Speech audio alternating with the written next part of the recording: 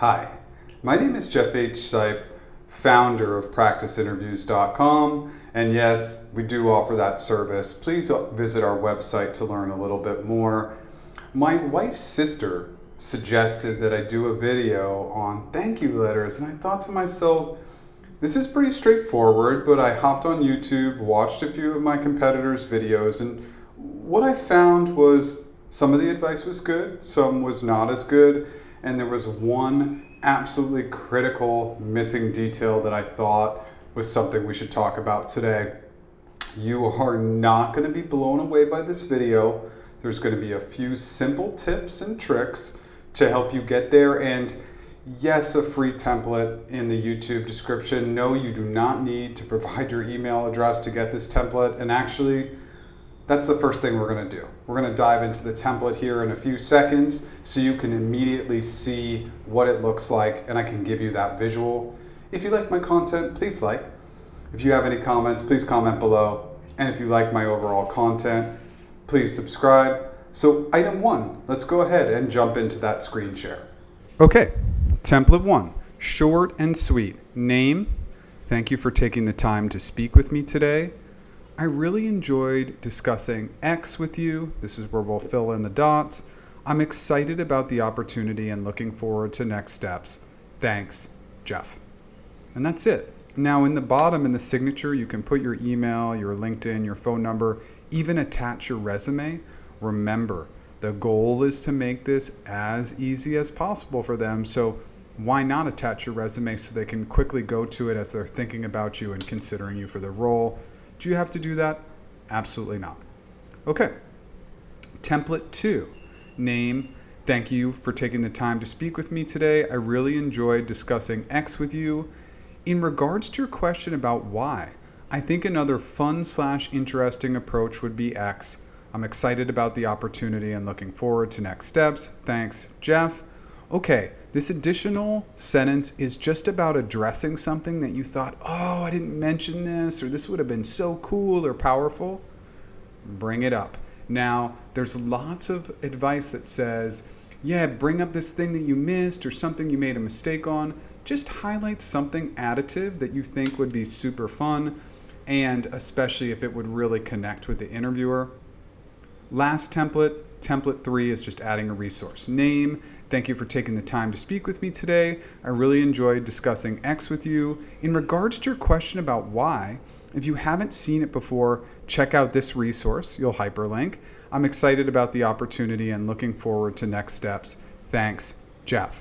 So in this particular case, there's 2 things you could do. You could highlight a resource that maybe you hadn't mentioned in your interview, or maybe you did mention it and you bring up that resource.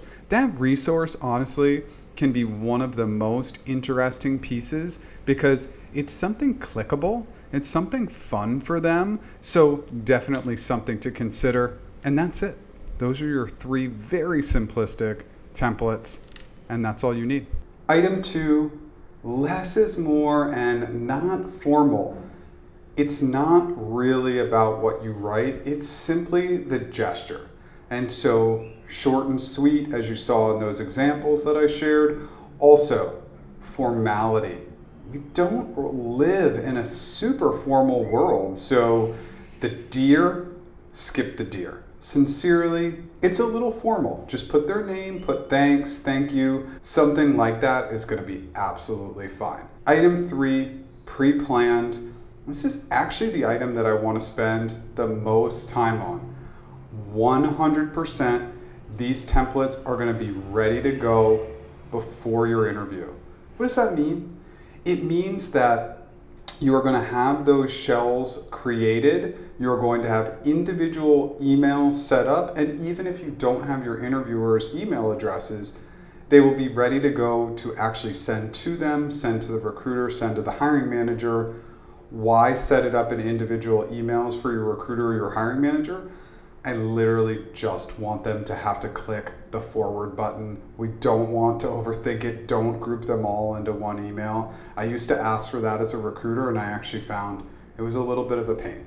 So just something to keep in mind.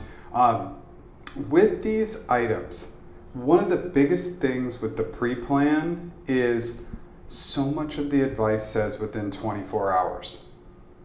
Within an hour or two, ideally.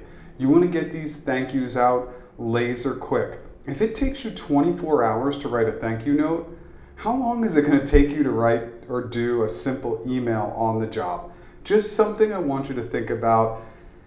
You have likely and ideally spent hours getting ready for this interview. So why not spend just a few more minutes sending these thank you notes? The pre-plan will have the template ready to go, and then you'll add in that one or two unique items. Item 4, gratitude.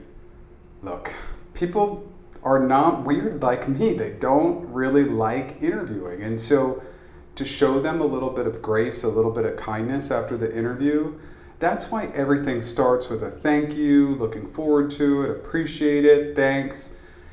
Every interaction, including this thank you note, should be super positive.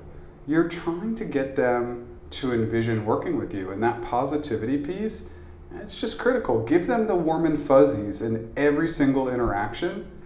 It will leave them thinking more positively about you and therefore uptick your success and likelihood of getting hired.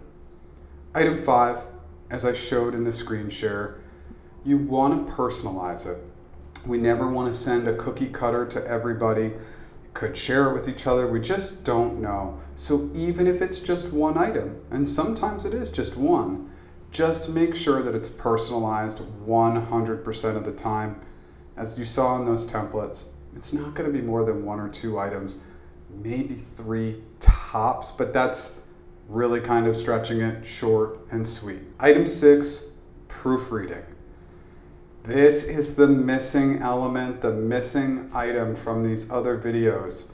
I know I have discussed speed and I want you to work at speed, at pace with getting these out, but even if English is your first language, it's your third language, whatever language you're sending these thank you notes in, grammar and spelling, they're not most of our skills, right? And so if you can get that second set of eyes just to do a quick sanity check on them, that would be great. Just make sure to proofread them multiple times. So I can tell you, of the very small percentage of candidates that would send thank you notes at Google, I mean, we're talking 1%, 2%, 3%. I was shocked sometimes at grammatically how bad they were, and I may have edited a couple just because I couldn't send them on without editing them. They were just, they would not have showed up well. And look, it's going to be rare cases where the thank you note does anything for you, but it can definitely hurt you. If you haven't proofread and the communication is really poor with spelling errors, I'm going to see and think, this is a person who doesn't pay attention to detail. This is how they're going to communicate on the job. So it is very, very critical, paramount that you're taking this step. Item 7, let's just talk through the percentages. They are all low. The number of people that send them, the percentage of cases where they have a positive impact, etc. But with a pre-planned, simplistic follow-up, you're only going to have to spend a few extra minutes putting in that extra effort. And there are going to be these cases where it's down to you and somebody else, and literally just this little extra effort, this gesture is enough to say, look, this one person showed a follow-up skill, this other person didn't. Just based on that data point, let's hire them. Does that happen? Absolutely, it does. I really hope this simplistic video helps, and good luck.